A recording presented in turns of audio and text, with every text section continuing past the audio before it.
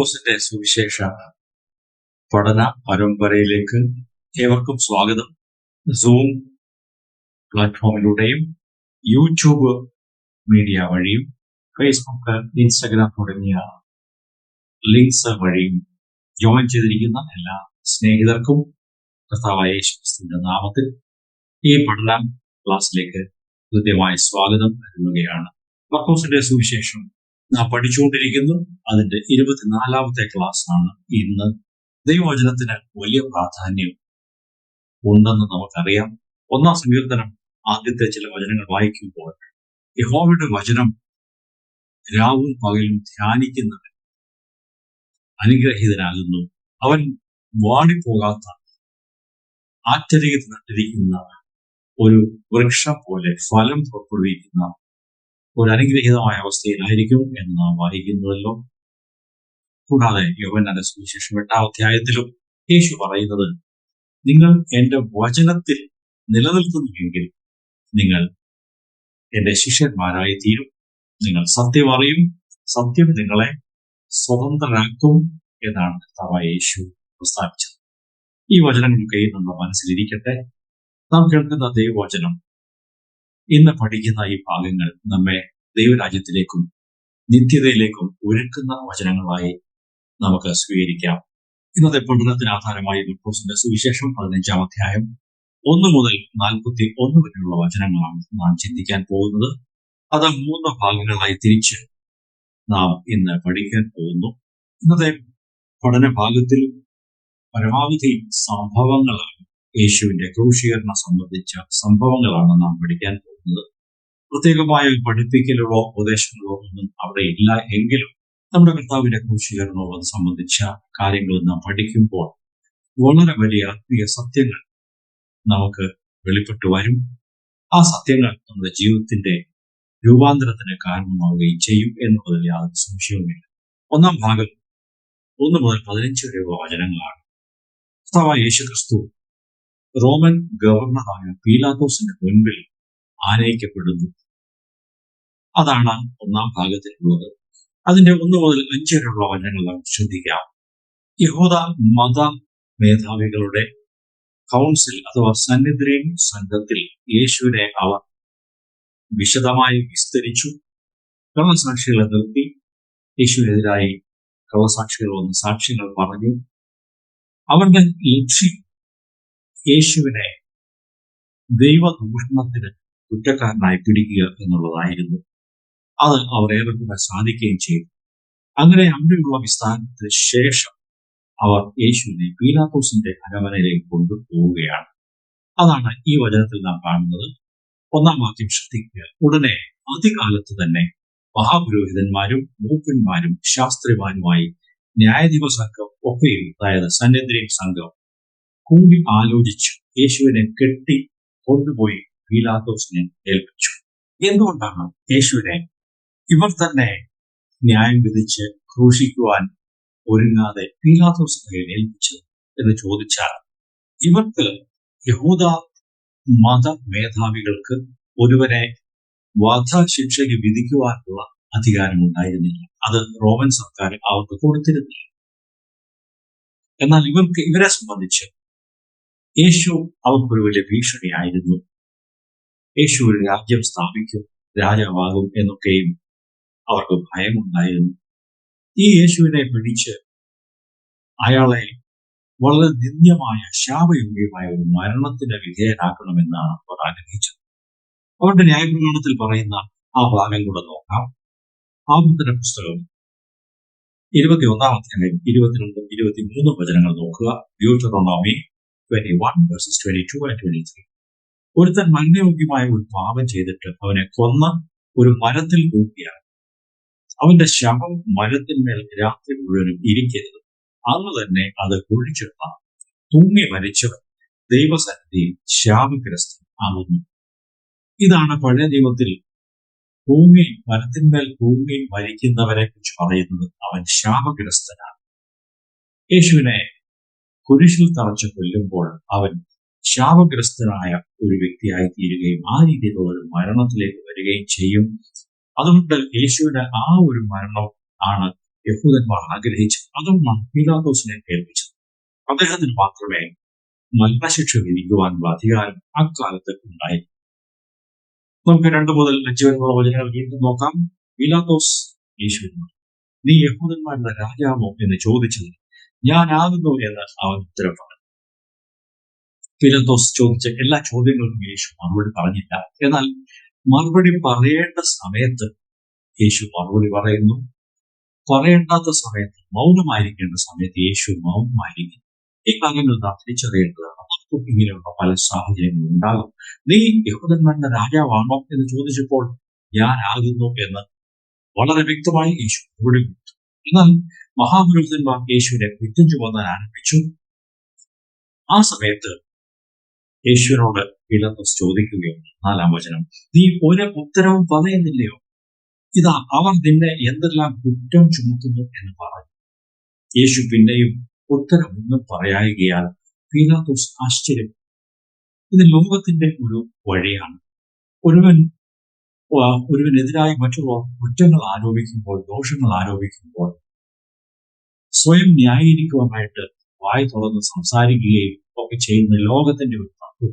എന്നാൽ യേശുവിന്റെ ജീവിതം അങ്ങനെ ആയിരുന്നില്ല. യേശുവിനെ മഹാപുരോഹിതന്മാരും മറ്റും കഠിനമായി കുറ്റം ചുമത്തുമ്പോൾ തന്നെ ന്യായീകരിച്ചുകൊണ്ട് അങ്ങനെയല്ല, ഇങ്ങനെയാണ് എന്നൊന്നും തിരുത്തി പറയാതെ യേശുവിനോട് മൗനമായിരുന്നു. പീലാത്തോസ് പോലും ആശ്ചര്യം, ഇയാൾ എന്താണ് മറുപടി പറയാതിരിക്കുന്നത്? തന്നെത്താൻ ന്യായീകരിക്കുവാൻ ഇയാൾ എന്താ ഒരു ശ്രമം നടത്താത്തത്? നമ്മുടെ ജീവിതത്തിലും പ്രിയപ്പെട്ടവരെ, നമ്മെ മറ്റുള്ളവർ കുറ്റം വിധിക്കുമ്പോൾ, നമ്മെക്കുറിച്ച് ദൂഷണങ്ങൾ പറയുമ്പോൾ സ്വയം ന്യായീകരിക്കുവാൻ നാം വ്യഗ്രത കാണിക്കരുത്. സംസാരിക്കേണ്ട സമയത്ത് സംസാരിക്കുവാനുള്ള ദൈവകൃപ നാം അന്വേഷിക്കേണ്ടതാണ്. ഇവിടെ ഈ ഭാഗത്ത് ലൂക്കോസിന്റെ സുവിശേഷത്തിൽ നാം വായിക്കുന്നു, യേശുവിനെതിരായിട്ട് വേറെ കുറെ ചാർജസ്, ചില ആരോപണങ്ങൾ കൂടി നാം കൊണ്ടുവരുന്നു. കാരണം ദൈവദൂഷണം പറഞ്ഞു എന്ന് പറഞ്ഞാൽ റോമൻ സർക്കാരിന് യേശുവിനെ ക്രൂശിക്കുവാൻ സാധ്യമല്ല. ക്രൂശിക്കുവാൻ സാധിക്കണമെങ്കിൽ അതിന് തക്ക ചില തെറ്റുകളുണ്ട്. രാജ്യദ്രോഹ കുറ്റം പോലെയുള്ള എന്തെങ്കിലും കുറ്റമുണ്ട് എന്ന് തെളിയിച്ചെങ്കിൽ മാത്രം മരണശിക്ഷയ്ക്ക് വിധിക്കുവാൻ റോമൻ ഗവൺമെന്റിന് സാധിക്കുമായിരുന്നു. ലൂക്കോസ് 23-ാം അധ്യായത്തിൽ 2-ാം വചനം നോക്കിയാൽ ഈ മഹാപുരോഹിതന്മാരും മറ്റും പുതിയ കുറെ ആരോപണങ്ങൾ യേശുവിനെതിരായിട്ട് ഉന്നയിക്കുകയും ഇവൻ ഞങ്ങളുടെ ജാതിയെ മറിച്ചു കളയുകയും താൻ ക്രിസ്തു എന്ന രാജാവാകുന്നു എന്ന് പറഞ്ഞുകൊണ്ട് കൈസർക്ക് കരം കൊടുക്കുന്നത് വിരോധിക്കുകയും ചെയ്യുന്നതായി ഞങ്ങൾ കണ്ടു എന്ന് കുറ്റം ചുമത്തി. അത് കുറച്ചുകൂടെ രാഷ്ട്രീയമായ, പൊളിറ്റിക്കലായ കുറ്റങ്ങളാണ്. റോമൻ സർക്കാരിനെതിരായിട്ട് ഇയാൾ മത്സരിക്കുന്നു, കരം കൊടുക്കേണ്ട, ടാക്സ് അടയ്ക്കേണ്ട എന്നൊക്കെ പറയുന്നു എന്നൊക്കെയുള്ള രീതിയിലുള്ള രാഷ്ട്രീയമായ കുറ്റങ്ങൾ യേശുവിന്റെ പേരിൽ അവർ ചുമത്തുകയാണ് ചെയ്യുന്നത്. യേശു അതിന് മറുപടി പറഞ്ഞു. അതിനുശേഷം നാം ബർബ്ബാസിന്റെ കാര്യം വായിക്കുന്നു. 6 മുതൽ 15 വരെയുള്ള വചനങ്ങളിൽ ബർബ്ബാസ് എന്ന പേരുള്ള ഒരു വലിയ കൊള്ളക്കാരൻ, ഒരു റോമൻ സർക്കാരിനെതിരായി വലിയ മത്സരം സംഘടിപ്പിച്ച, റോമക്കാർക്കെതിരായി സായുധ വിപ്ലവം ആഹ്വാനം ചെയ്ത ഒരു വ്യക്തിയായിരുന്നു ഈ ബർബ്ബാസ്. ബർബ്ബാസിനെ കുറിച്ച് അവിടെ നാം വായിക്കുന്നു. 7-ാം വചനം നോക്കുക. എന്നാൽ ഒരു കലഹത്തിൽ കൊല ചെയ്തവനായ, കലഹക്കാരനോട് കൂടെ ബന്ധിച്ചിരുന്ന ബർബ്ബാസ് എന്ന പേരുള്ള ഒരുത്തൻ അവിടെ ഉണ്ടായിരുന്നു. ഇയാളെ ജയിലിൽ പാർപ്പിച്ചിരിക്കുകയാണ്. വലിയ കുറ്റം ചെയ്ത ഒരു മനുഷ്യനാണ്. ഇവർ പറയുകയാണ്, യേശുവിനെ വിട്ടുതരണ്ട, ഈ ബർബ്ബാസിനെ വിട്ടുതന്നാൽ മതി എന്ന് അവർ ഉച്ചത്തിൽ നിലവിളിക്കാനായിട്ട് തുടങ്ങി എന്ന് ഇവിടെ നമുക്ക് വായിക്കാം. 8-ാം വചനം, പുരുഷാരം കയറി വന്നു, പീലാത്തോസ് പതിവ് പോലെ ചെയ്യണം. അതായത് ഉത്സവത്തിന്റെ കാലത്ത് ഒരാളെ വിട്ടുകൊടുക്കണം, ജയിലിൽ നിന്നും ഒരാൾക്ക് മോചനം കൊടുക്കണം എന്ന് അപേക്ഷിച്ചു. ഇവിടെ 9-ാം വാക്യത്തിൽ പീലാത്തോസിന് അറിയാമായിരുന്നു മഹാപുരോഹിതൻ യേശുവിനെ അവരുടെ അസൂയ നിമിത്തമാണ് ഇങ്ങനെ ഏൽപ്പിച്ചു കൊടുത്തത് കൊല്ലുവാൻ ആഗ്രഹിക്കുന്നത്. മഹാപുരോഹിതന്മാരുടെ അധികാരത്തിനും അവരുടെ പണസ്നേഹത്തിനും ഒക്കെ യേശു പ്രതികൂലമായിരുന്നു. യേശു രാജാവാകുന്നു എന്നുള്ള ഒരു ധ്വനി അവർക്ക് കിട്ടി. അതുകൊണ്ട് അവരുടെ അവകാശങ്ങൾക്കും അധികാരങ്ങൾക്കും അവരുടെ ഇഷ്ടങ്ങൾക്കും യേശു ഒരു തടസ്സമാണെന്ന് കണ്ടതുകൊണ്ട് യേശുവിനെ ഉന്മൂലനം ചെയ്യണം എന്നാണ് അവർ ആഗ്രഹിച്ചത്. അവരുടെ അസൂയയാണ് ഇതിന് കാരണമായി തീർന്നത്. ഇവിടെ നാം കാണുന്നു 8 മുതലുള്ള വചനങ്ങൾ വായിക്കുമ്പോൾ അവിടെ ജനങ്ങൾ യേശുവിനെ ക്രൂശിക്കുക എന്ന് വിളിച്ചു പറയുന്ന ഭാഗം നമുക്ക് കാണാൻ സാധിക്കും. പീലാത്തോസ് പിന്നെ അവരോട് 12 വചനം, യഹൂദന്മാരുടെ രാജാവ് എന്ന് നിങ്ങൾ പറയുന്നവനെ ഞാൻ എന്ത് ചെയ്യണമെന്ന് ചോദിച്ചു. അവനെ ക്രൂശിക്കുക എന്ന് അവർ വീണ്ടും നിലവിളിച്ചു. ഈ സംഭവത്തിന് ഒരാഴ്ച മുമ്പ് നാം നോക്കിയാൽ ഹോശന്ന എന്ന് ആർത്ത് യേശുവിന്റെ പിന്നാലെ ചെന്ന ജനങ്ങളിൽ പെട്ട കുറെ ആളുകളാണ് ഇപ്പോൾ അവനെ ക്രൂശിക്കുക എന്ന് പറയുന്നത്. എല്ലാവരും അല്ല. അന്ന് ഹോശന്ന പാടിയ കുറെ ആളുകൾ ഇന്ന് അവര് ആ ആളുകൾ അവർ കാലുമാറി എന്ന് വേണമെങ്കിൽ പറയാം. അവർ മകണ്ണം ചാടി. കാരണം യേശു അവർ പ്രതീക്ഷിച്ചതുപോലെ റോമാക്കാരന്റെ അധീനതയിൽ നിന്നും തങ്ങളെ വിടുവിക്കുവാൻ പോകുന്നില്ല എന്ന് ആ ജനത്തിന് മനസ്സിലായി. അതുകൊണ്ട് ഇനിയും ഈ യേശുവിനെ അനുഗമിച്ചിട്ട് കാര്യമില്ല.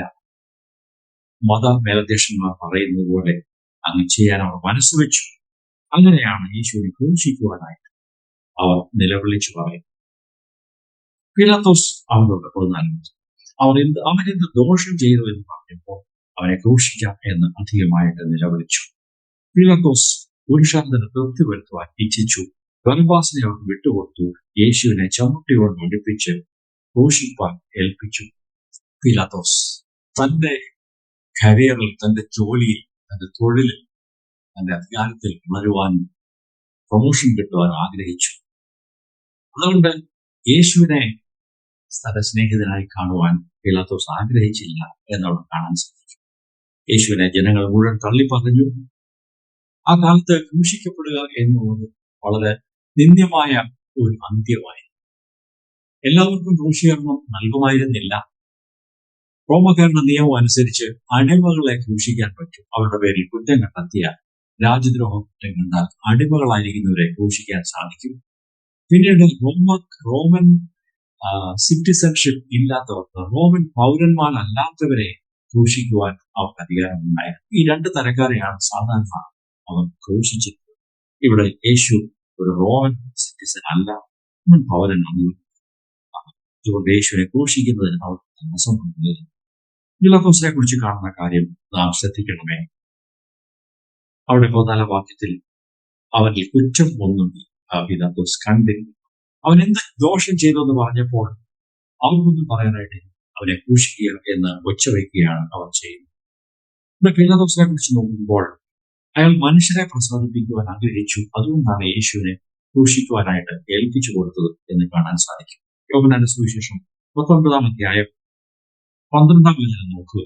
ഇത് നിമിത്തം പീലാത്തോസ് അവനെ വിട്ടയക്കാൻ ശ്രമിച്ചു. ദൂതന്മാരോ, നീ ഇവനെ വിട്ടയച്ചാൽ കൈസരുടെ സ്നേഹിതൻ അല്ല എന്ന് പറഞ്ഞു. ഈ ജനം മഹാപുരോഹിതന്മാരും മറ്റും കൈസർക്ക് ഒരു പരാതി എഴുതി അയച്ചാൽ, അതായത് ഈ മനുഷ്യൻ, ഈ പീലാത്തോസ് എന്ന ഗവർണർ കൈസറുടെ സ്നേഹിതനല്ല, യേശുവിന്റെ സ്നേഹിതനാണ് എന്ന് എഴുതി അയച്ചാൽ അത് തന്റെ തൊഴിലിന് പുരോഗതി ഉണ്ടാകുന്നതിന് തടസ്സമായിരിക്കും.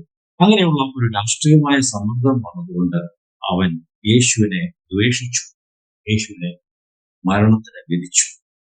നമ്മുടെ ജീവിതത്തിൽ നാം ആരുടെ സ്നേഹിതനാണ്? ഈശ്വരുടെ സ്നേഹിതനാകുവാൻ ആഗ്രഹിക്കുന്നവരുണ്ട്, യേശുവിന്റെ സ്നേഹിതനാകാൻ ആഗ്രഹിക്കുന്നു. ഈ ലോകത്തിന്റെ സ്നേഹിതനാകുവാൻ ആഗ്രഹിക്കുന്നവരും ദൈവത്തിന്റെ സ്നേഹിതൻ ആകുവാൻ ആഗ്രഹിക്കുന്നവരുണ്ട്. പ്രിയപ്പെട്ടവരെ, നാം ഇതിൽ ഏത് കണ്ടുപിടിക്കും?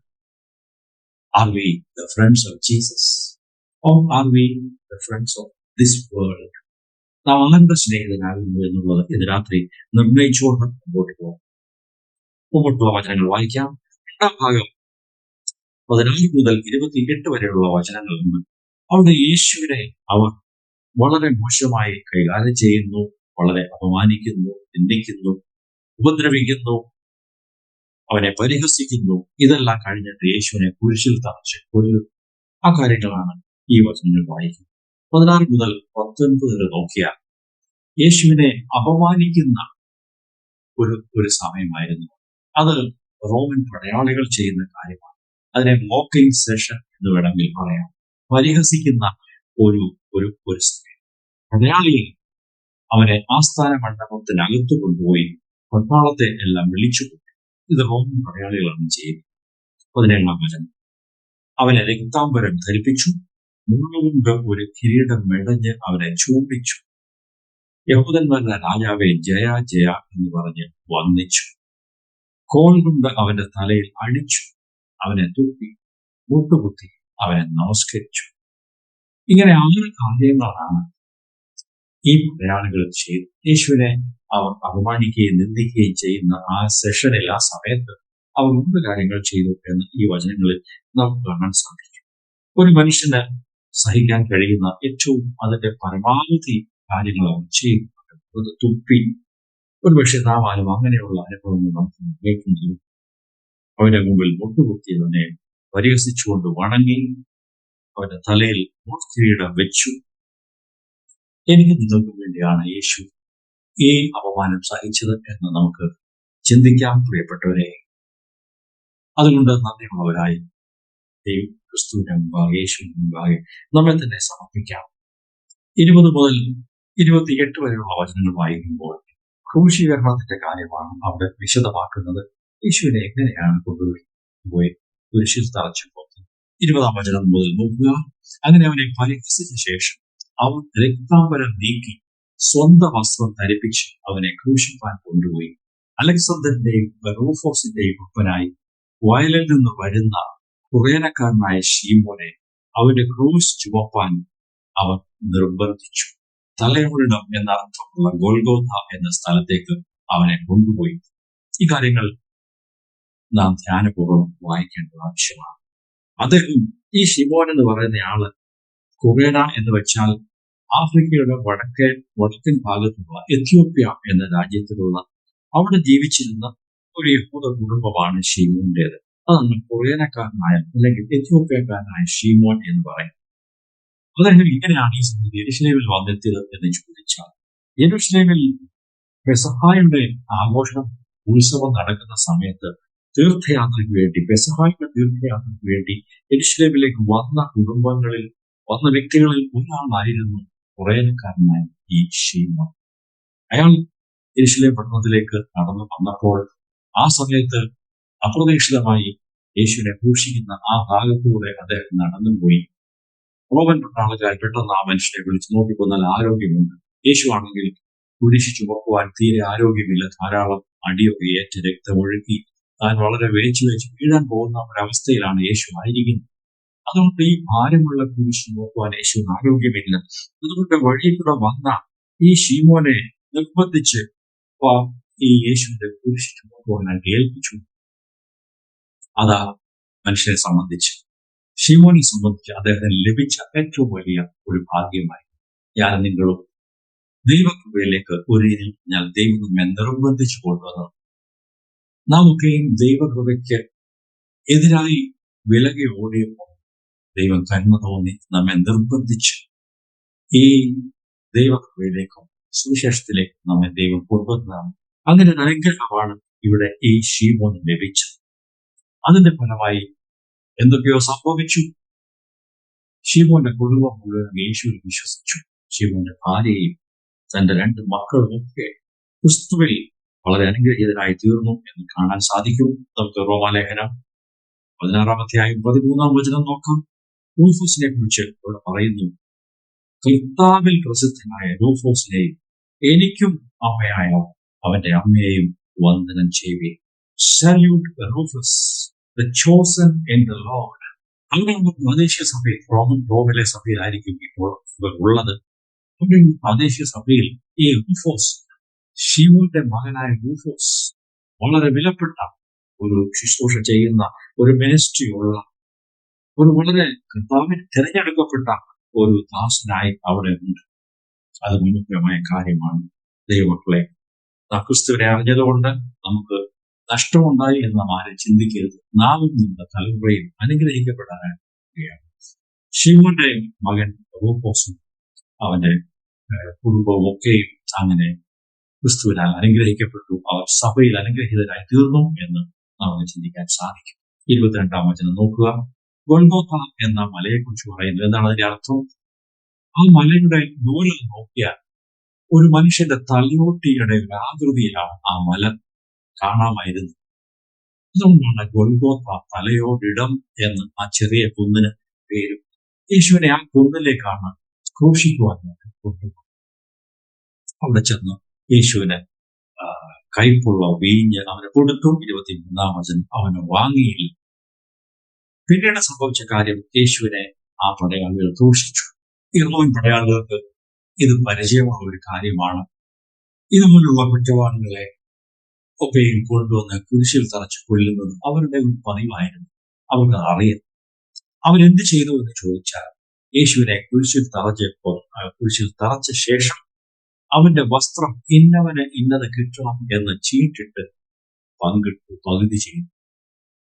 ആ കാലത്ത് ഏതെങ്കിലും ഒരു വ്യക്തിയെ കുരിശിൽ തറച്ചു കൊല്ലുമ്പോൾ ആ പ്രവൃത്തി ചെയ്ത പടയാളികൾക്ക് ആ മനുഷ്യന്റെ വസ്ത്രങ്ങൾ വീതിച്ചെടുക്കുവാനുള്ള ഒരു അവകാശമുണ്ടായിരുന്നു. ഒരു പ്രിവിലേജ് ആയിരുന്നു, അങ്ങനെ അധികാരമായിരുന്നു. അതിന്റെ അടിസ്ഥാനത്തിലാണ് അവർ അങ്ങനെ ചീട്ടിട്ട് യേശുവിന്റെ വസ്ത്രം പകുത്തെടുത്ത് യേശുവിനെ ക്രൂശിക്കുന്നത്. ഇവിടെ 3-ാം മണി നേരം എന്ന് പറയുന്നു നമ്മുടെ കണക്കനുസരിച്ച്. അത് രാവിലെ 9 മണിയാണ്. യേശുവിനെ കുരിശിൽ തറച്ചു കൊല്ലുന്നതും തറയ്ക്കുന്നതും 9 മണിക്കാണ്. ഈ റോമൻ പടയാളികൾ അവർ നറുക്കിട്ട് ഈ വസ്ത്രം ആർക്ക് കിട്ടും എന്ന് കണ്ടുപിടിച്ചു. അത് പ്രവാചകന്റെ ആത്മാവിൽ സങ്കീർത്തനങ്ങൾ 22-ാം അധ്യായത്തിൽ എഴുതിയിട്ടുണ്ട്. സാം 22:18, 18-ാം വാക്യം, എന്റെ വസ്ത്രം അവർ പകുത്തെടുത്തു, എന്റെ അങ്കിക്കായി അവർ ചീട്ടിടുന്നു. ഈ പ്രവചനമാണ് ഈ പടയാളികൾ ചീട്ടിട്ട് യേശുവിന്റെ വസ്ത്രം വീതിച്ചെടുത്തപ്പോൾ ചെയ്തത്. ഈ കാര്യങ്ങൾക്കെല്ലാം ഒരു പ്രവചന നിവൃത്തി ഉണ്ടായിരുന്നു.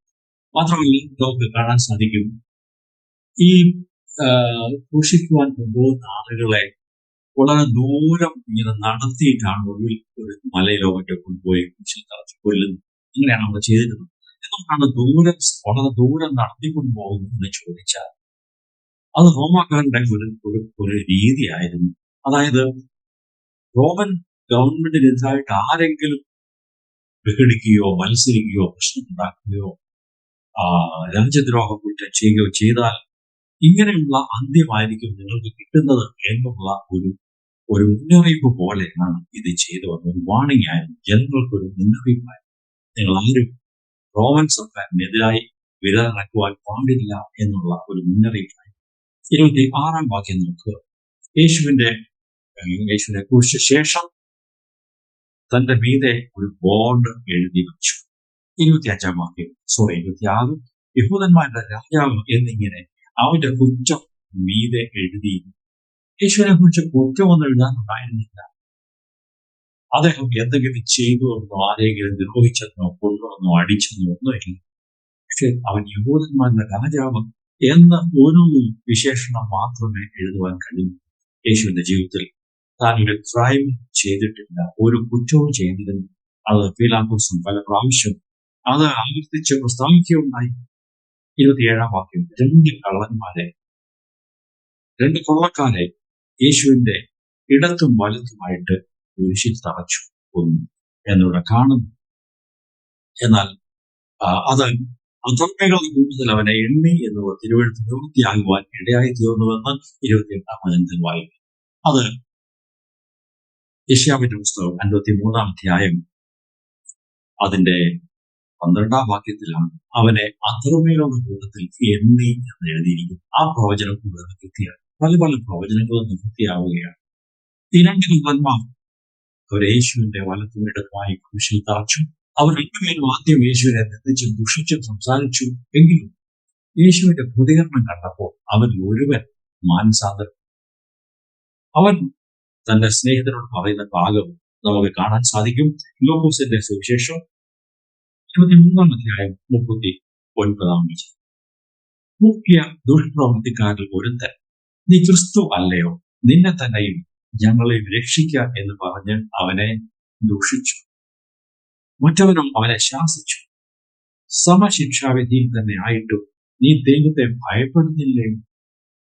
നാം ന്യായമായിട്ട് ശിക്ഷ അനുഭവിക്കുന്നു, നാം പ്രവർത്തിച്ചതിന് യോഗ്യമായതല്ലോ കിട്ടുന്നത്, ഇവനും കരുതാത്തത് ഒന്നും ചെയ്തിട്ടില്ല എന്ന് പറഞ്ഞു. 42-ാം വചനം, പിന്നെ അവൻ യേശുവേ നീ രാജ്യത്വം പ്രാപിച്ചു വരുമ്പോൾ എന്നെ ഓർത്തുകൊള്ളാമേ എന്ന് പറഞ്ഞു. ഇത് അനുതപിക്കുന്ന ഒരു പാപിയുടെ ചിത്രമാണ് ഇവിടെ ഈ കള്ളന്റെ കാര്യത്തിൽ കാണുന്നത്. അവൻ കള്ളനായിരുന്നു, എന്നാൽ ദൈവം അവനെ അംഗീകരിച്ചു. അവൻ പരദീസയിലേക്ക് മാറ്റപ്പെടുന്നതായിട്ടാണ് അടുത്ത വാക്യത്തിൽ കാണുന്നത്. 43-ാം വചനം, യേശു അവനോട്, ഇന്ന് നീ എന്നോട് കൂടെ പരദീസയിൽ ഇരിക്കും എന്ന് ഞാൻ സത്യമായിട്ട് നിന്നോട് പറയും. അവന്റെ അനുതാപവും മാനസാന്തരവും, ഇവന്റെ ജീവിതത്തിന്റെ അവസാന നിമിഷം അവൻ യേശുവിലേക്ക് അവൻ കണ്ണുകളെ ഉയർത്തി പ്രാർത്ഥിച്ചു. യേശുവെ എന്നെ ഓർക്കണമേ എന്ന് പറഞ്ഞു. നാം പറയുന്ന വാചകങ്ങളിലൊന്നുമല്ല, അതിന്റെ പുറകിലുള്ള ഹൃദയത്തിന്റെ മനോഭാവമാണ് പ്രിയപ്പെട്ടവരെ മുഖ്യമായിരിക്കുന്ന വിഷയം. ഈ മനുഷ്യൻ അനുദപിച്ചു. യേശു ആ അനുതാപം സ്വീകരിച്ചു. അവനോട് നല്ലൊരു പ്രോമിസ് കൊടുത്തു, നീ എന്നോട് പാരഡൈസിൽ ഇരിക്കും എന്ന് പറഞ്ഞു. തുടർന്നുള്ള വചനം 3-ാം ഭാഗമാണ്. നമുക്കത് വായിക്കാം. ആ ഭാഗങ്ങൾ നോക്കാം.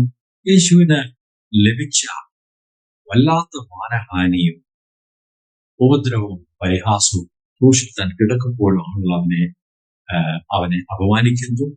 കൂടാതെ മഹാപുരോഹിതന്മാരും മറ്റും വന്ന് യേശുവിന്റെ ദൈവത്വത്തെ വെല്ലുവിളിക്കുകയും ചോദിക്കുകയും ചെയ്യുന്നു. പിന്നീട് യേശു ഉറച്ച നിലവിളിയോടെ കരഞ്ഞ് തന്റെ പ്രാണനെ പിതാവിന്റെ കയ്യിൽ ഏൽപ്പിക്കുന്നു. ആ കാര്യങ്ങളാണ് നാം തുടർന്നുള്ള വചനങ്ങളിൽ കാണുന്നത്. 15-ാം അധ്യായം 29 മുതലുള്ള ചില വചനങ്ങൾ നമുക്ക് വായിക്കാം. കടന്നു പോകുന്നവർ തല കുലുക്കിക്കൊണ്ട്, മന്ദിരം പൊളിച്ച് 3 നാളുകൊണ്ട് പണിയുന്നവനെ, നിന്നെ തന്നെ രക്ഷിച്ച് ക്രൂശിൽ നിന്ന് ഇറങ്ങി വാ എന്ന് പറഞ്ഞ് അവനെ ദൂഷിച്ചു. വഴി പോകുന്ന ആളുകളും ചുറ്റും നിന്ന ആളുകളും ഒക്കെ യേശുവിനെ ദൂഷിച്ച് സംസാരിച്ചു. നിന്നെ തന്നെ രക്ഷിക്കുക എന്ന് വിളിച്ചു. അതോടൊപ്പം മഹാപുരോഹിതന്മാരും മത നേതാക്കളും യേശുവിന്റെ ദൈവത്വത്തെ വെല്ലുവിളിച്ചുകൊണ്ട് അവർ സംസാരിച്ചു. എന്താ പറഞ്ഞത്? നീ രാജാവാകുന്നുവെങ്കിൽ നിന്നെ തന്നെ രക്ഷിച്ച്, നീ ദൈവപുത്രനാണെങ്കിൽ രക്ഷിച്ചിട്ട് ക്രൂശിൽ നിന്ന് ഇറങ്ങി വാ എന്ന് പറഞ്ഞ് അവരെ ദൂഷിച്ചു.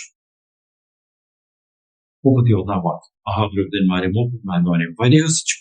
ഇവൻ മറ്റുള്ളവരെ രക്ഷിച്ചു, തന്നെത്താൻ രക്ഷിപ്പാൻ മടിയ. അവിടെ ആണ് അവന്റെ ദൈവത്വത്തെ അവർ ചോദിച്ച് മറ്റുള്ളവരെ രക്ഷിക്കാൻ അവൻ മുൻകൈ എടുത്തു. പക്ഷെ തന്നെത്താൻ രക്ഷിക്കുവാൻ കഴിയുന്നില്ല. 32-ാം വാക്യം, നാം കണ്ട് വിശ്വസിക്കേണ്ടതിന് ക്രിസ്തു എന്ന ഇസ്രായേൽ രാജാവ് ഇപ്പോൾ ക്രൂശിൽ നിന്ന് ഇറങ്ങി വരട്ടെ എന്ന് തമ്മിൽ പറഞ്ഞു. നോക്കുക, അവന്റെ ഡിമാൻഡ്, നീ ദൈവപുത്രനാണെങ്കിൽ ഇപ്പോൾ ഞങ്ങൾ പറയുന്ന ഈ സമയത്ത് ഇറങ്ങി വരണം, അങ്ങനെയെങ്കിൽ ഞങ്ങൾ വിശ്വസിക്കാം. എന്നാൽ യേശു അതിനൊന്നും മറുപടി പറഞ്ഞില്ല. ഒന്നും ചെയ്ത് കാണിക്കുവാൻ ആഗ്രഹിച്ചില്ല. യേശു അങ്ങനെ തന്നെ കിടന്നു. ഞാൻ നിങ്ങളും ദൈവത്തോട് ചില കാര്യങ്ങൾ ഡിമാൻഡ് ചെയ്യുകയോ അവകാശപ്പെടുകയോ ഇപ്പോൾ ചെയ്യാം, ഇപ്പോൾ ഇങ്ങനെ ചെയ്യണമെന്ന് പറഞ്ഞാൽ അതൊക്കെ ചെയ്യാനായിട്ട് ദൈവം അവിടെ ഇരിക്കുകയുമാണ്. ദൈവം നമ്മുടെ ഒരു ദാസനമൊന്നും അല്ല. ദൈവം അഖിലാണ്ടത്തിന്റെ സൃഷ്ടാവും ദേവനുമായ മഹാരാജാവാകുന്നു. നമുക്കാർക്കും ഇപ്പോൾ നീ ഇറങ്ങി വരണം എന്നൊന്നും പറയാൻ സാധിക്കും. നാം എത്ര ചെറിയവരെന്നുള്ള ആ ഒരു അറിവ് പ്രിയപ്പെട്ടവരെ നമുക്ക് ആയിരിക്കണം. നമുക്ക് ദൈവത്തോട് ഡിമാൻഡ് ചെയ്യാൻ പറ്റും. ദൈവമേ, നീ ഇപ്പോൾ ഇത് ചെയ്യണം, ഇപ്പോൾ ഇങ്ങനെ സംഭവിക്കണം എന്നൊന്നും നമുക്ക് ഡിമാൻഡ് ചെയ്യാൻ സാധ്യം. ദൈവം നമ്മിൽ കൂടെ ചിലപ്പോൾ പല പ്രവൃത്തികളും അത്ഭുതങ്ങളൊക്കെ ചെയ്തെന്ന് വരും. അത് ആളുകളെ രക്ഷിക്കുവാനും വിടിക്കുവാനും വേണ്ടി ദൈവം ചെയ്യുന്ന ദൈവത്തിന്റെ മനസ്സലിവിന്റെ അടയാളങ്ങളാണ്. അല്ലാതെ നമ്മുടെ മിടുക്കോ കഴിവോ നമ്മുടെ കൽപ്പന കൊണ്ടോ ഒന്നും ദൈവം അങ്ങനെയൊന്നും പ്രവർത്തിക്കുന്നില്ല. ആ കാലത്തും അടയാളങ്ങൾ അന്വേഷിക്കുന്നവരും അവിശ്വാസമുള്ളവരുമായ ആളുകൾ ഉണ്ടായിരുന്നു എന്ന യേശു എന്തുകൊണ്ടാണ് ക്രൂശിൽ ഇങ്ങനെ സഹിച്ചത്? യേശു സഹിച്ചതിന്റെ കാരണം എന്നെ നിങ്ങളെ ഓർത്തിട്ടാണ്. താൻ സ്വർഗത്തിൽ പിതാവിന്റെ കാലത്ത് ഇരുന്ന ആ സമയത്ത് പിതാവിനോടൊപ്പം സമത്വം ഉണ്ടായിരുന്ന ആ യേശു ഈ ഭൂമിയിലേക്ക് ഇറങ്ങി വന്ന് ക്രൂശിലെ ഇത്രയും ഭിന്നമായ ഒരു മരണത്തിന് വിധേയനായി രക്തമുള്ള ആരുമില്ലാത്തവരെ പോലെ മരിക്കുന്ന ആ ഒരു അവസ്ഥ, അത് എന്നെ നിങ്ങളെ ഓർത്തിട്ടായിരുന്നു. നമുക്ക് ദൈവമാകെ നമ്മെ തന്നെ എളിമപ്പെടുത്തുകയും ദൈവത്തിന് നന്ദി അർപ്പിക്കുകയും ചെയ്യാം. ദൈവം ഈ മഹാസ്നേഹത്തെ ഒരിക്കലും ഞാൻ മറന്നു പോകരുതേ. ഞാൻ ഈ സ്നേഹത്തോട് നന്ദി കാണിച്ചുകൊണ്ട് എന്റെ ആയുഷ്കാലം മുഴുവൻ ജീവിക്കാനും മറ്റുള്ളവരോട് ഈ സന്തോഷവാനം അറിയിക്കാനും ആ ഒരു ഭാരം എനിക്ക് നൽകണമേ എന്ന് ദൈവത്തോട് അപേക്ഷിക്കാം. എബ്രായ ലേഖനത്തിൽ 12-ാം വചനം 2-3 വചനങ്ങൾ യേശുവിനെ കുറിച്ച് പറയുന്നത് നോക്കുക. വിശ്വാസത്തിന്റെ നായകനും പൂർത്തി വരുത്തുന്നതുമായ യേശുവിനെ നോക്കുക. തന്റെ മുമ്പിൽ വെച്ചിരുന്ന സന്തോഷം ഓർത്ത് അവൻ അപമാനം അലക്ഷ്യമാക്കി ക്രൂശിനെ സഹിച്ചു. ദൈവസിംഹാസനത്തിന്റെ വലതുഭാഗത്ത് ഇരിക്കുകയും ചെയ്യും. യേശു എന്താണ് ചെയ്തത്?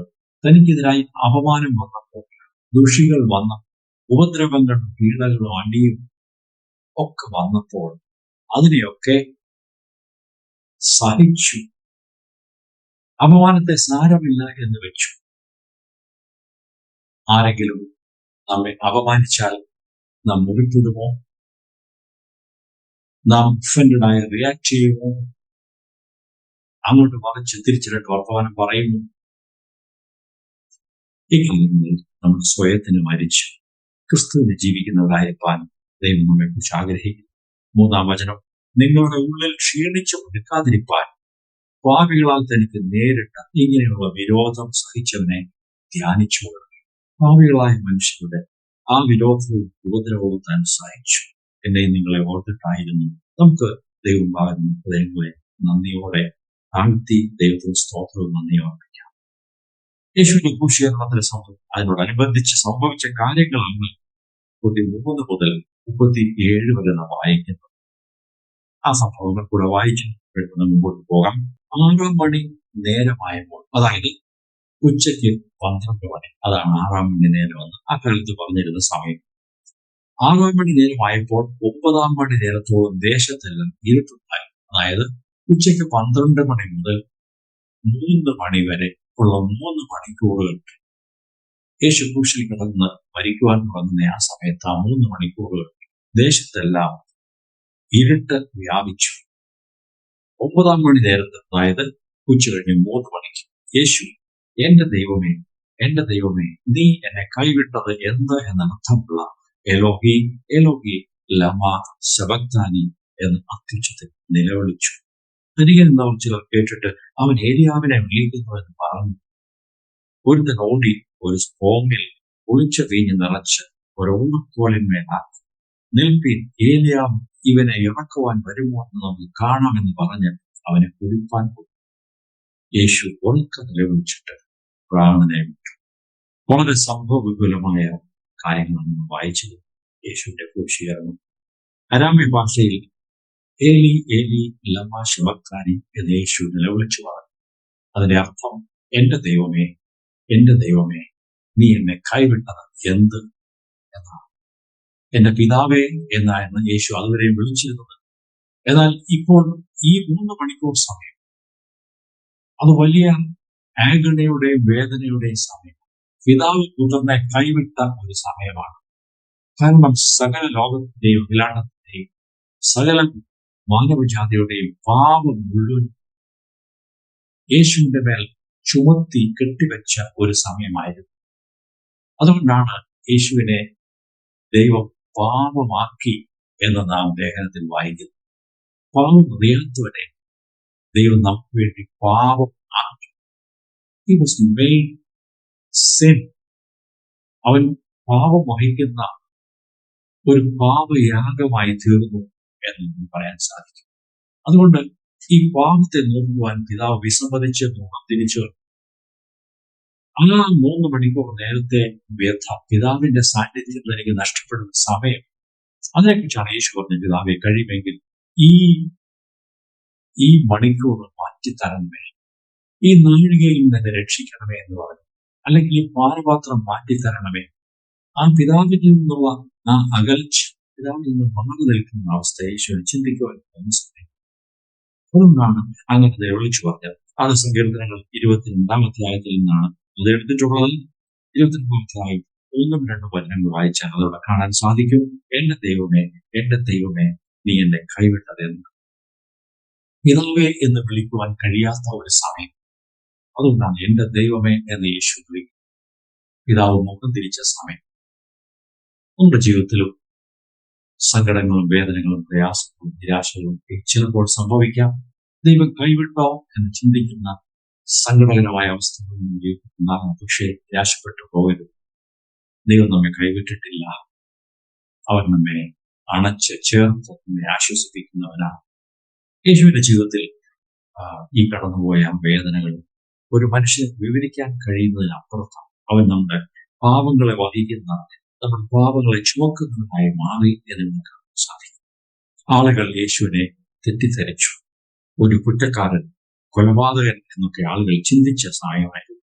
അതുകൊണ്ടാണ് യേശു ഉച്ചത്തിൽ നിലവിളിച്ചത്. യേശുവിന്റെ മരണ സമയത്ത് അവസാനത്തെ 7ാമത്തെ ഇരുമൊഴി യേശു 7 കാര്യങ്ങൾ ക്രൂശിൽ കിടന്ന് നിലവിളിച്ചു പറഞ്ഞു. അതിൽ അവസാനത്തേത് ഇവിടെ അത് കാണാൻ സാധിക്കും. യേശു ഉറപ്പ് നിലവിളിച്ചിട്ട് പ്രാണനെ വിട്ടു. 37ാം വാക്യം. എന്നാൽ അത് നമുക്ക് യോഹന്നാൻ 19-ന്റെ 30-ാം വചനത്തിൽ കാണാൻ സാധിക്കും. John's gospel chapter 19 verse 13. യേശു പുളിച്ച വീഞ്ഞ് കുടിച്ച ശേഷം നിവൃത്തിയായി എന്ന് പറഞ്ഞ് തല ചായ്ച്ച് ആത്മാവിനെ ഏൽപ്പിച്ചു. യേശു വിളിച്ചു പറഞ്ഞു, ഇറ്റ് ഈസ് ഫിനിഷ്ഡ്. അതിന് പല ആശയങ്ങളുണ്ട്.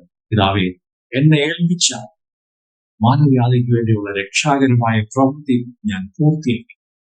It is finished. നമ്മുടെ ജീവിതത്തിലും ഓരോ പ്രായത്തിലും ഓരോ സമയത്തിലും ദൈവം നമ്മെ ഏൽപ്പിച്ച പ്രവൃത്തികളെല്ലാം തികച്ച് മുമ്പോട്ട് പോകുന്നത് ഇത്ര അനുഗ്രഹീതമായ കാര്യമാണ്. കാലം ആർക്ക് വേണ്ടി കാത്തു നിൽക്കുന്നില്ല. നാം പലപ്പോഴും കാര്യങ്ങളെ മാറ്റിവെക്കുന്ന സ്വഭാവം വരും. എന്നാൽ യേശുവിനെ കുറിച്ച് പറയുന്നു, തനിക്കുള്ള പ്രവൃത്തി യേശു ഓരോ ദിവസവും തികച്ചാണ് മുമ്പോട്ട് പോയത്. ഇവിടെ ക്രൂശിന്മേൽ താൻ മരിക്കാൻ തുടങ്ങുന്നു. അവസാനത്തെ ശ്വാസം വലിക്കുമ്പോൾ പിതാവേ, നിവൃത്തിയായി. അവിടെ നിന്നെ ഏൽപ്പിച്ച പ്രവൃത്തി ഞാൻ തികച്ചിരിക്കുന്നു. അതാണ് യേശു പറയുന്നത്. നമുക്കും ആ അനുഭവം ഏറ്റെടുക്കാവും. ദൈവമേ, എനിക്കത് ആഗ്രഹമുണ്ട്. എന്നെ ഏൽപ്പിച്ച പ്രവൃത്തിയെല്ലാം തികച്ചുകൊണ്ട് മുമ്പോട്ട് ഞാൻ പോകാൻ ആഗ്രഹിക്കുന്നു. അത് സുവിശേഷം അറിയിക്കുന്നതാകാം, മറ്റുള്ളവരെ പഠിപ്പിക്കുന്നതാകാം, ഒരു സഭയുടെ മൂപ്പനായി അല്ലെങ്കിൽ അതിന് ഇടയനായി ജനങ്ങളെ നയിക്കുന്നതാകാം, മറ്റെന്തെങ്കിലും ആത്മീയ ശുശ്രൂഷയാകാം. ഇതൊന്നും നമ്മുടെ നേട്ടത്തിന് വേണ്ടിയും പേരിന് വേണ്ടിയും ആയിരിക്കരുത്. നമ്മുടെ മഹത്വത്തിന് വേണ്ടി ആയിരിക്കരുത്. ദൈവത്തിന് വേണ്ടി, ദൈവമഹത്വത്തിന് വേണ്ടി നാം ചെയ്യുന്ന നല്ല കാര്യങ്ങളൊക്കെയും ദൈവം അംഗീകരിക്കും. ക്രൈസ്തവം 8-ാം വചനം മുതൽ നോക്കാം. ഉടനെ മന്ദിരത്തിലെ തിരശ്ശീലം മേൽ തൊട്ട് അടിയോളം 2ആയി ചീന്തിക്കും. എതിരെ നിന്നിരുന്ന ശതാധിപൻ അവൻ ഇങ്ങനെ പ്രാണനെ വിട്ടത് കണ്ടിട്ട്, ഈ മനുഷ്യൻ ദൈവപുത്രനായിരുന്നു സത്യം എന്ന് പറഞ്ഞു. ദൂരത്ത് നിന്ന് നോക്കിക്കൊണ്ടിരുന്ന സ്ത്രീകളും മന്ദലക്കാരന്റെയും മറിയയും മറ്റും ഉണ്ടായിരുന്നു. ഇവരൊക്കെ യേശുവിനെ അനുഗമിച്ചു പോകുന്ന അനേക സഹോദരിമാരാണ്. അവരൊക്കെ യേശുവിന്റെ അന്ത്യം നോക്കിക്കൊണ്ട് ദൂരെ മാറുകയും, ശതാധിപൻ യേശുവിനെ ക്രൂശിക്കുവാൻ നേതൃത്വം കൊടുത്ത ആ 100 പേരുടെ തലവനായ ആ ശതാധിപൻ സെഞ്ചൂറിയൻ യേശു മരിച്ച വിധം കണ്ടിട്ട് പറഞ്ഞു, ഇവൻ വാസ്തവത്തിൽ ദൈവപുത്രൻ തന്നെ ആയിരുന്നു. കാരണം മരണസമയത്ത് കുരിശിൽ കിടന്നുകൊണ്ട് താൻ അനേകം സംഭവങ്ങൾ കണ്ടുകാണും. ആളുകൾ ശപിക്കുകയും നിലവിളിക്കുകയും മോശമായി വർത്തമാനം പറയുകയും പ്രാകുകയും ഒക്കെ ചെയ്യുന്നതാണ് അദ്ദേഹം കണ്ടിട്ടുള്ളത്. എന്നാൽ ഇങ്ങനെ ശാന്തമായി ദൈവത്തോട് സംസാരിക്കുന്ന ഒരു മനുഷ്യനെ ആദ്യമായിട്ടാണ് ഇയാൾ കാണുന്നത്. നമ്മുടെ ജീവിതത്തിന്റെ നാം സഹിക്കുന്ന സഹനങ്ങൾ, പ്രതികൂലങ്ങളെ നാം എങ്ങനെ അഭിമുഖീകരിക്കുന്നു, ഈ കാര്യങ്ങളൊക്കെ മറ്റുള്ളവർ കണ്ടുകൊണ്ടിരിക്കുകയാണ്. നമ്മുടെ ചുറ്റുമുള്ളവർ നമ്മെ വീക്ഷിച്ചുകൊണ്ടിരിക്കുന്നു. അവർ നമ്മിൽ കൂടെ ദൈവിക സ്വഭാവം കാണുന്നു. നാം കഷ്ടത വരുമ്പോൾ എങ്ങനെ പ്രതികരിക്കുന്നുവെന്ന് മറ്റുള്ളവർ കാണുന്നു. ദൈവമക്കൾക്ക് ചേരുന്ന രീതിയിലാണോ നാം പ്രതികരിക്കുന്നത് എന്ന് ഇന്നത്തെ നമുക്ക് ചിന്തിക്കാം. മന്ദിരത്തിലെ തിരശ്ശീലം മേൽ തൊട്ട് അടിയോളം കീറിപ്പോയി. അത് തെളിയിക്കുന്നത് പഴയ ഉടമ്പടി അതിനന്ത്യം വന്നു, അത് കീറിപ്പോയി. വിശുദ്ധ മന്ദിരത്തിലേക്ക്, അതിപരിശുദ്ധ സ്ഥലത്തേക്ക് യേശുവിന്റെ രക്തം മൂലം ഇന്ന് നമുക്ക് പ്രവേശിക്കാൻ കഴിയും എന്നാണ് ആ തിരശ്ശീലം കീറിയത് സൂചിപ്പിക്കുന്നത്. ഇന്ന് എനിക്ക് നിങ്ങൾക്കും അതിപരിശുദ്ധ സ്ഥലത്തോളം ദൈവത്തിന്റെ അടുത്ത് വരെ ചെന്ന് അപ്പാ പിതാവേ എന്ന് വിളിച്ച് ദൈവത്തെ ആരാധിക്കുവാൻ നമുക്ക് ഏവർക്കും സാധ്യത. അത് വലിയൊരു പദവിയാണ്, ഒരു അനുഗ്രഹമാണ്. കൂടുതലായിട്ട് ഞാൻ പറയട്ടെ, യേശുവിനോടൊപ്പം ഗലീലയിൽ നിന്ന് വന്ന ഈ സ്ത്രീകൾ, യേശുവിനോട് ചില വർഷങ്ങൾ അനുഗമിച്ച് ശുശ്രൂഷ ചെയ്ത ഈ സ്ത്രീകൾ ശിഷ്യന്മാർക്ക് ഓടി പോയ സമയത്തും ഈ സ്ത്രീകൾ ഓടിപ്പോകാതെ ദൂരത്ത് മാറി നിന്ന് യേശുവിന്റെ അന്ത്യം വീക്ഷിച്ചുകൊണ്ടിരുന്നു. സഹോദരിമാർക്ക് നിങ്ങൾക്ക് ചെയ്യാവുന്ന പ്രവൃത്തി ഉണ്ട്. ഒരു വലിയ ശുശ്രൂഷ ദൈവം നിങ്ങളെ ഏൽപ്പിച്ച പ്രവൃത്തി നിങ്ങളുടെ മേഖലയിൽ നിങ്ങൾക്ക് ചെയ്യാൻ കഴിയും.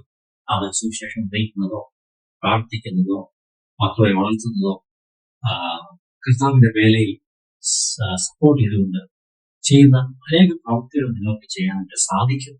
ദൈവം നിങ്ങളെ ഏൽപ്പിച്ച മിനിസ്ട്രി ചെയ്യുവാനായിട്ട് എല്ലാ സഹോദരിമാരെയും ഞാൻ സഹായിക്കട്ടെ. ദൈവത്തിന് മഹത്വം. നാം ഇന്ന് യേശുവിന്റെ ക്രൂശീകരണവും മരണവും ചിന്തിച്ചു. ഇത് വെറും സംഭവമായി നമുക്ക് ആക്കിയിരിക്കേണ്ട. നമുക്ക് ഇത് ഏറ്റെടുക്കുകയും ഈ സ്നേഹത്തോട്, ക്രൂശിലെ സ്നേഹത്തോട് പ്രതികരിച്ചുകൊണ്ട് നന്ദിയുള്ളവരായി കർത്താവിനെ ഏൽപ്പിച്ച് ശുശ്രൂഷ ചെയ്തുകൊണ്ട് നമുക്ക് മുമ്പോട്ട് പോകാം. കർത്താവ് നമ്മെ അതിനായി അനുഗ്രഹിക്കട്ടെ. ദൈവം സഹായിക്കട്ടെ.